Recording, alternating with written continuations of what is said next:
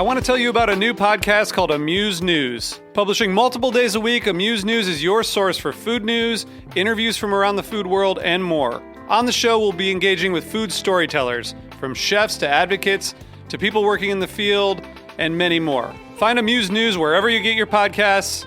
Amuse News is a destination for everyone who's looking for a new, insightful look into the world of food. Restaurants employ over 15 million people nationwide, and 2/3 of all restaurants are independently owned and not part of big chains. Yet currently, these small businesses are not represented in government relief negotiations. ROAR is working to change that by fighting for relief opportunities for all restaurants. ROAR is advocating for an 8-point plan in New York State that will allow restaurants to reopen and rehire when the time comes. Dozens of industry leaders have signed on to the plan, like Namwa Tea Parlor, Field Trip, Momofuku, and many more of your favorites. You can join them at change.org by searching for ROAR, Relief Opportunities for All Restaurants.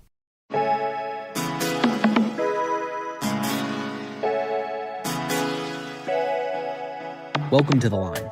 I'm your host, Eli Sussman. It is infuriating but unsurprising that Trump's Economic Council for Restaurants was made up almost entirely of old white men. A council meant to represent the needs and voices of millions of restaurants and their employees has a total lack of diversity.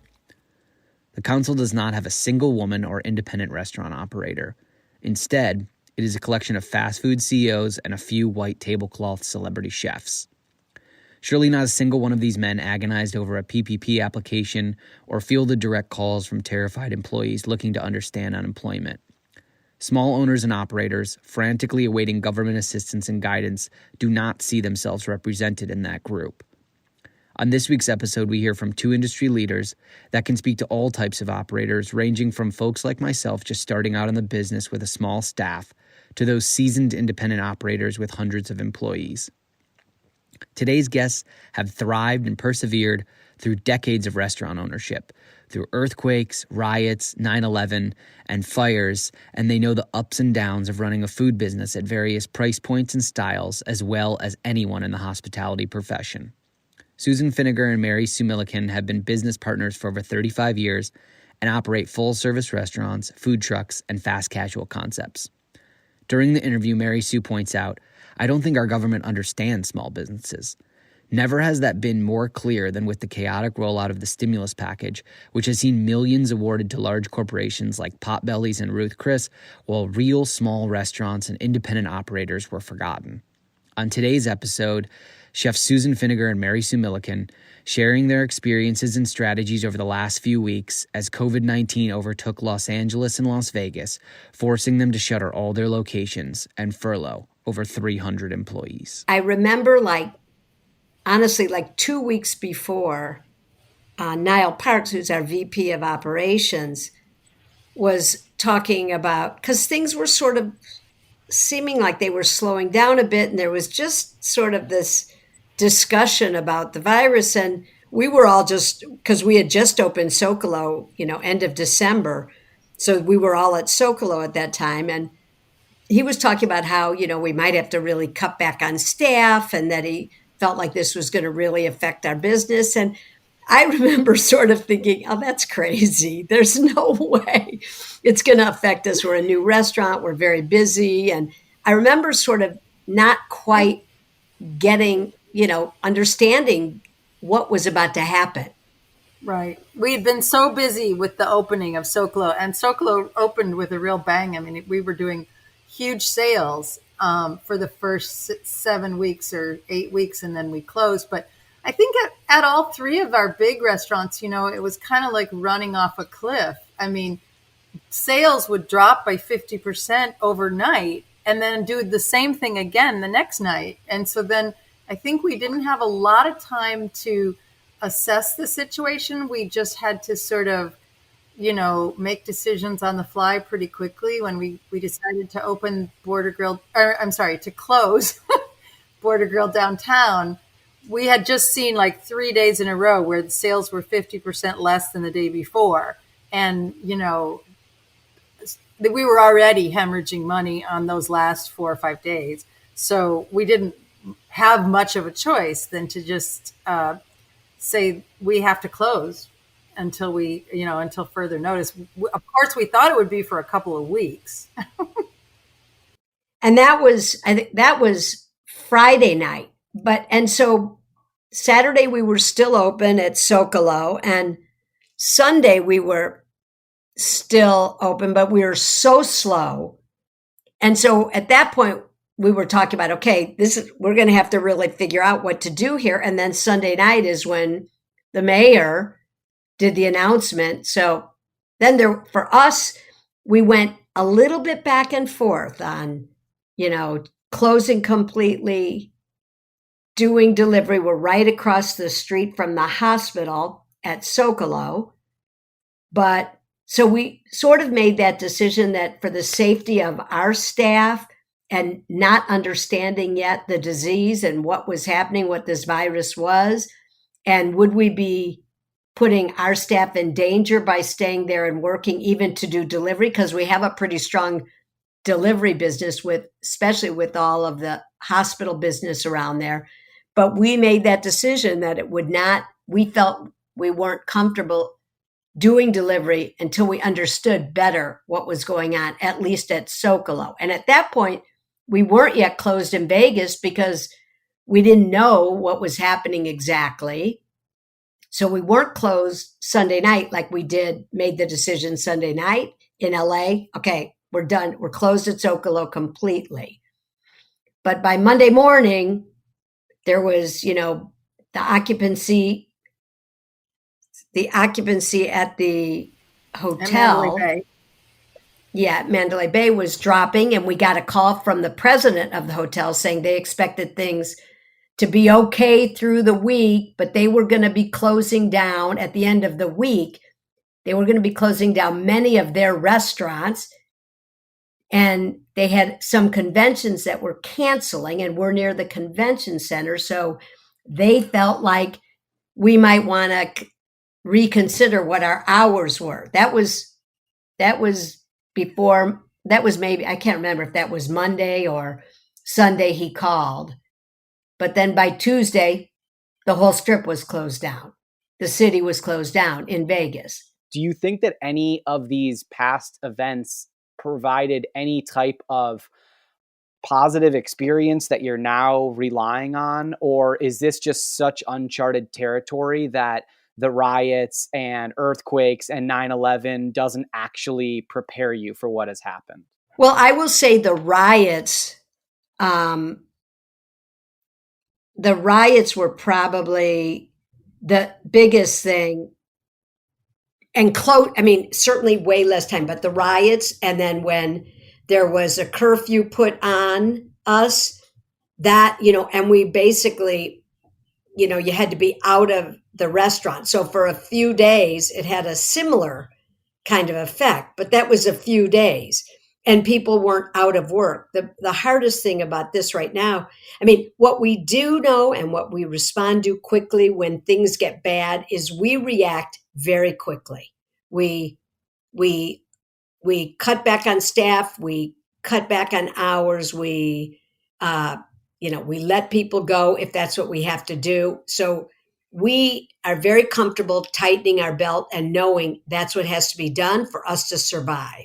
So throughout different times when things have happened, for example, in Santa Monica, when the earthquake happened, our whole front of our whole building was scaffolding for months and months and months. So our business was way down. So Mary Sue and I jumped in, in filling roles that we hadn't typically filled. I would say that all of the experiences that I've had over the last 39 years as Susan's partner and, navigating the business of our restaurants has definitely come in handy this last few weeks. I can't imagine being a 25 or 30 or 35 or 40-year-old, restaurateur and trying to navigate all this.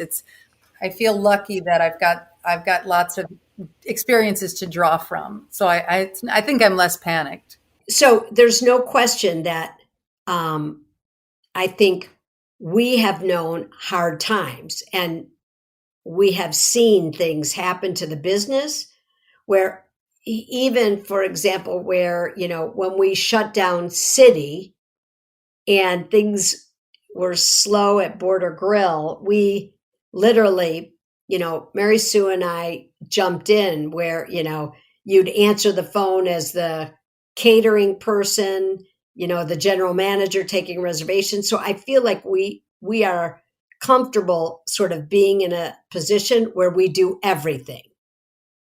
So I think we're flexible in that way, and we've learned that from That's How You Survive. And I think that's true. That's how we've survived 39 years. Across all the restaurants, approximately how many people did you have on staff before you had to close everything down?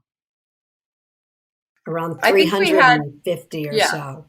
Yeah, 350, and they all got laid off in the course of 36 hours. Or furloughed, mostly furloughed. When you're having these discussions post-closure and you're talking about what your plan is moving forward, do you have a CEO or a leadership team beyond you two that you run these discussions by, or is it you and a lawyer? Like, I guess what I'm asking is, when you're trying to plan what you're going to do 30 days, 60 days, 6 months from now, who exactly are you talking to, and how are you planning for the future when you will potentially reopen your businesses? Well, I think that when we were making these kind of decisions originally, it's myself and Mary Sue, our VP of operations, and our controller. We're looking at our financial position and what does that mean if we keep everybody on health insurance? What does that cost the company? What are we dealing with when we're dealing with rent? And when it comes to our landlords, we go to our lawyer, who's been our lawyer for many, many years, to look at our lease and what's our position. When we're talking about furlough or laying off staff, we go to our labor attorney to just understand what we're doing. So, but really the key people that are in this, other than that, we do get advice from these outside people, are Mary Sue, myself, our VP of Ops, and our controller. I mean, we're a small little team for sure. And I think I've found that the restaurant industry has really done an amazing job of rallying and, coalescing around this disaster for our business. And so I get a lot of advice and I hear a lot of wise things. I probably go to 2 or 3 webinars a day that I just listen in on, or I listen to the recording of it. And then it really, some things are useless, but other things really kind of, help spur ideas about how we're going to deal with our business. One thing I heard today was really good was, when we have to reimagine our businesses, each one of them, like our businesses in Vegas is different from, which is very much convention focused, is very different from our kind of, little California canteen and Mexican microbrew pub in Santa Monica that's brand new. And they're, one's 22 years old and one's 2 months old. So just reimagining how we're going to deal with a world that is a little bit less physical, and how does food fit into that? And how can we, like, when we do reopen, there's going to be a certain amount of time where people are going to really be, I think we're going to project about 50% of what we did last year for the opening couple of months.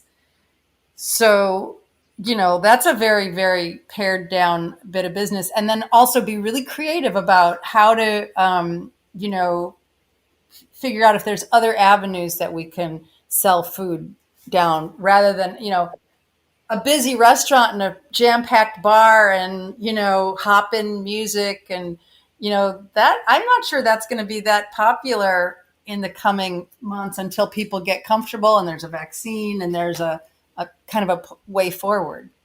We're going to take a quick break. More discussion with Chef Susan Feniger and Mary Sue Milliken after these messages. Stick with us. Ben's Friends is the food and beverage industry support group offering hope, fellowship, and a path forward to professionals who struggle with substance abuse and addiction. Ben's Friends exists to provide a safe haven and an anonymous, judgment-free forum for workers in an industry that has one of the highest rates of substance abuse in the country. Their mission hasn't changed during quarantine.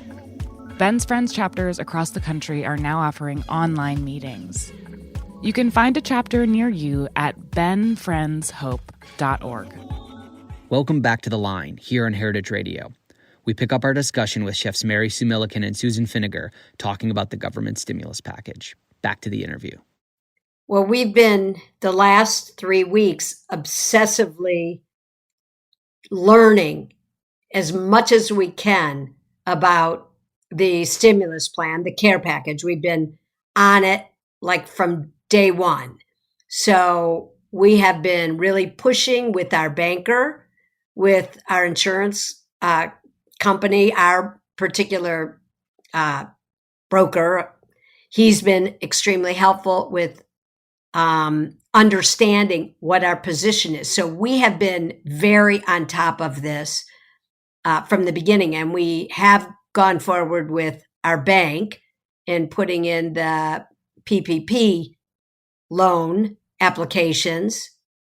We are also, putting in for a grant from the county, if the county can get it together to figure out how to apply, which there's been a problem with. And then we're also looking through the city to try to also look at their loan. So I think we're very on top of it because we're trying to look at how can we protect ourselves, protect the company so that we make sure we can open and bring everybody back to work. But it is challenging for sure on how especially the stimulus plan and how it is effective for small businesses like ours. Yeah, I feel like the PPP loans are going to evolve as as we learn more about this virus and how we're going to be able to deal with it. So some of the restrictions that are written in it now potentially could make those loans, not worth a lot to us, because the limitation of having to, the first 8 weeks you have to bring back 75% of your staff or 80%, and it, it's a kind of a random start time, depending on when you get your loan. But we may not be able to reopen until mid-June. And those loans are dependent on an 8-week period between April and the end of June. So it's hard to say really yet. I think, the lawmakers are trying to figure out how to help small businesses. And, it's funny because I don't think our government understands small businesses. The like seat of your pants entrepreneur, like scrappy, which is so many businesses, not just restaurant businesses, but, hair salons and, liquor stores and all that. We're just entrepreneurial, yet I don't think our government can really wrap their heads around how to support us yet.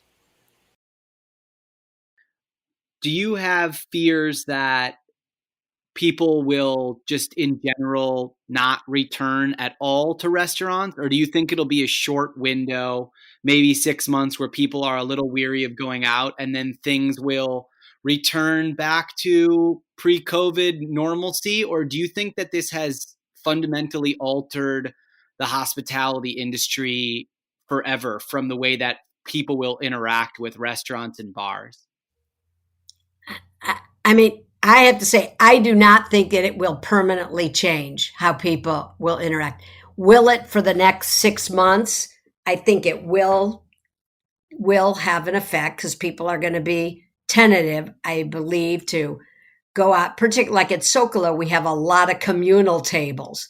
So it will be interesting to see how that affects people. And I think for the next 6 months, for sure, I can't imagine it would be the same.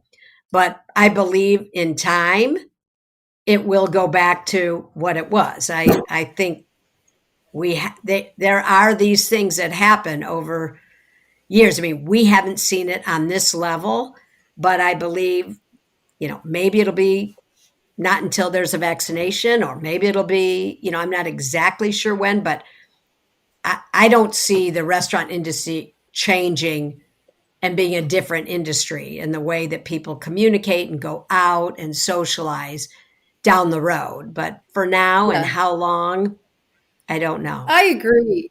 I really think that the restaurant, the act of going out to eat and gathering in a public place together to be restored and go to a restaurant, and people love it too much, and it's too important. It's too much a part of our social fabric. So I don't think that'll go away. I think we're going to have a rough year ahead, and I think we're going to have to really be nimble and adapt to if we want to survive. And so that's, something that we have to really focus on. But I definitely think it's always going to be a part of our society. The one thing I have sort of a deep wish for, which is, this disaster has exposed some of the huge weaknesses in our industry, being so dependent on so many undocumented workers and on so many people making minimum wage, and, all being thrown out of work at once. I think it's shined a spotlight on the disparity in our industry. And I would love to, this is a pipe dream fantasy, but wouldn't it be nice if, we could all come together and say, okay, let's get rid of the tipping model. Let's just do something that's really fair for all the restaurants and all the people who work there to make it a success. I just think that would be, this would be a great opportunity to reboot and have a restaurant industry that has that's really not based on that archaic, old-fashioned, system, which, breeds bad behavior. And after the Me Too movement, and after, this disaster, and I really I'm kind of always been a forward-thinking person, but wouldn't that be just a great thing if we could just say, okay, let's get rid of tipping across the board, and let's make this into an industry that's super professional, and it really, recognizes the value of everybody who makes your dining experience great. Yeah, I think the disparity of, servers going home with $200 or $300, and, runners or cooks or, line cooks going home with $100 is just wrong. I do hope that there is the opportunity for a shift in thinking. And if there is maybe a takeaway from what's happening, it's that the consumer is now reading the news and truly understanding what the cost of operating a restaurant is. Well, at least they have maybe a slightly better insight into the margins of a restaurant, and also the amount of people that have to work at a restaurant that really their life relies on that paycheck, that weekly paycheck. Do you think that there's any way that moving forward that there can be sort of an educational aspect built into a restaurant? I know in LA that occasionally people put on the bottom of their menus that, a percentage of your bill will go to our staff fund or a staff healthcare fund. Do you think that there is now an ability to take things a step or two further by letting the consumer know, we've decided to raise our prices in order to accommodate for cost of living? So, basically just building on what you said, do you think that there's an ability to now transfer some of that responsibility truly to the consumer and let them know that restaurants are expensive to operate and that you want to pay your staff more and that they need to be a responsible diner in order for you to do that. Yeah, I think that is that this disaster, that might be part of the silver lining that we are able to create in our industry, because the food at restaurants has been artificially low priced for a long time. Not all restaurants, but our restaurants have never been. I would never have put them in the category of expensive. They've always been an average check of, at dinner, including cocktails and drinks, like between 30 and 40, or even 25 and $40, depending on, Vegas is more expensive. But yeah, I think those are artificially low prices, and the consumer, I don't know how willing they are to pay more, though. Eli, I worry.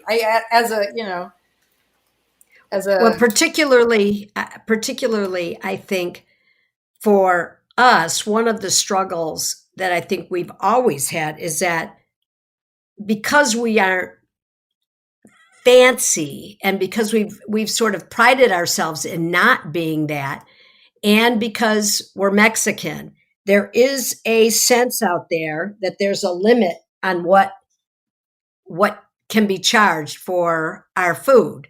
And whether we're known chefs or, on TV or any of that, there still is a sense that Mexican food should not be a certain price point. Now, possibly if you have all of the things that surround it, that make it very, very high end feeling. But in terms of the cost of labor, in terms of cost of the food, it's just as expensive for us to run as many restaurants to run. But there is a stigma that I think is around ethnic food that that is challenging, and we've seen it when we do catering. We've seen it where people are price resistant. So and also we've seen pushback when you put at the bottom of the check, a certain amount is going to go to, take care of the environment, or a certain amount is going to go towards healthcare. We hear other restaurateurs who complain that their customers complain about that. And so it's a challenge, but I think there may be an opportunity there to be able to try to look at that and how to address it in a way where people might understand it better now, given the amount of people that are going hungry without supplies. And part of it is, the unemployment insurance and how that works, and how many workers in this industry are not able to get unemployment right now. It's a huge percentage.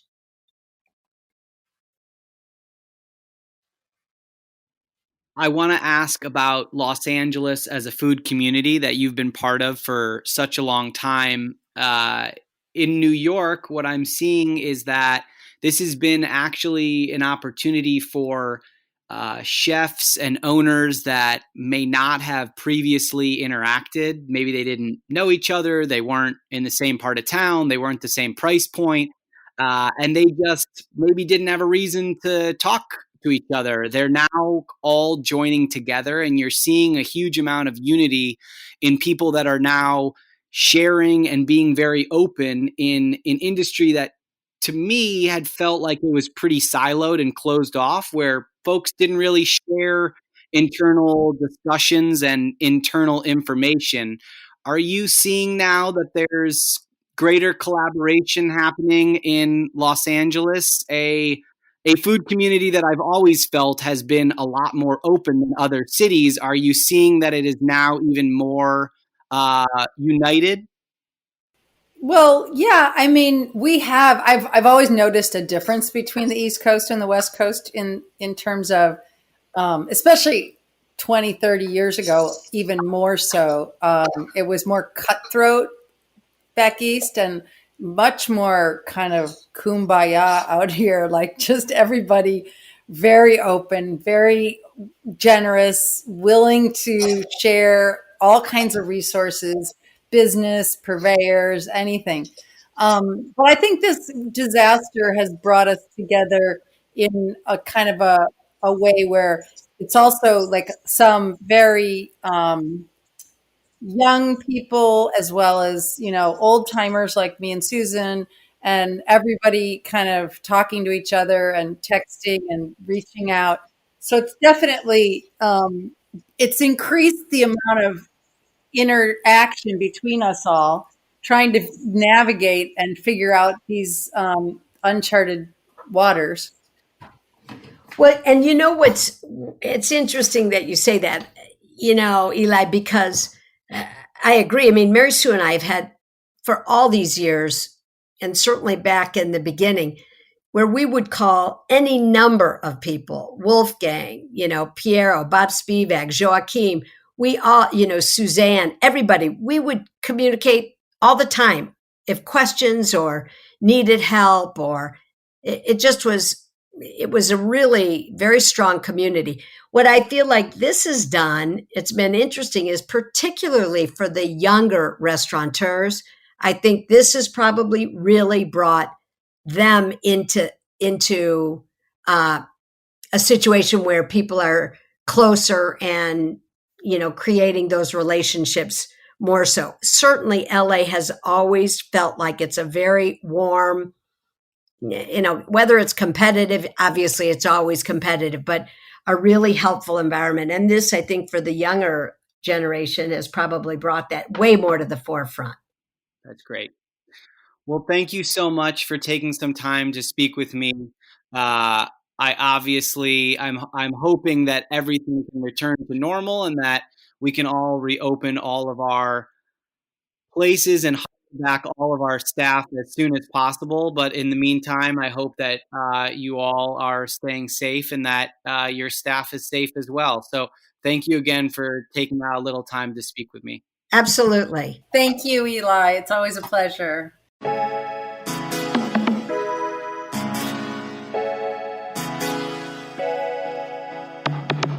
The Line is powered by Simplecast.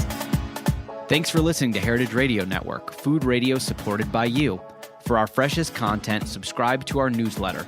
Enter your email at the bottom of our website, heritageradionetwork.org. Connect with us on Instagram and Twitter at heritage_radio. You can also find us at facebook.com/Heritage Radio Network. Heritage Radio Network is a nonprofit organization driving conversations to make the world a better, fairer, more delicious place. And we couldn't do it without support from listeners just like you.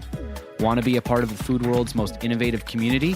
Subscribe to the shows you like, tell your friends, and please join the HRN family by becoming a member. Just click on the beating heart at the top right of our homepage. Thanks for listening. As the news of coronavirus reverberates throughout the world, we at HRN are especially concerned about how coronavirus will impact our food system. We will use our platform to support the restaurant, agriculture, hospitality, and other food-related industries by maintaining our coverage and operations. As social distancing becomes the temporary norm, podcasts are more important than ever. There's never been a more crucial time to stay informed about the state of our food system and the ways that food connects our global community. We're sharing all of our COVID-19 coverage at heritageradionetwork.org/COVID-19, from interviews with nonprofit leaders and journalists, to first-hand accounts from chefs and restaurant owners, to reports on how this crisis is affecting regional farms. Our team is working remotely from all over to keep food radio alive. HRN needs your support more than ever to keep sharing essential stories and resources with our listeners. Make a donation of any amount. Visit heritageradionetwork.org. Hey, are you hungry? Well, you're in luck. Meat and 3 is back for season 16. I'm Taylor Early, and we've got a whole new batch of reporters I am so excited to introduce you to.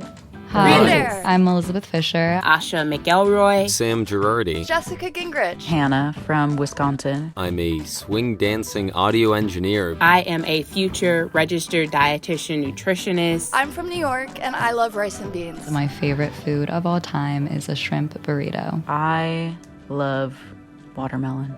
We've also got a bonus podcast for you called Behind the Internship, 3 of our reporters will take you along to show how they developed stories for this very show, Meat and 3. Hi, I'm Danielle Flitter, a plant-based chef from Philadelphia, living in Mexico City. I'm Sophia Hooper. I'm a bartender based in Portland, Maine. My name is Addison Austin Liu. I am a chef and food journalist from Salt Lake City, Utah, and my favorite food is Peruvian. Rice and beans. Hand-drawn noodle soup. So tune in to enjoy a square meal for your ears. And I hope you saved a little room for dessert.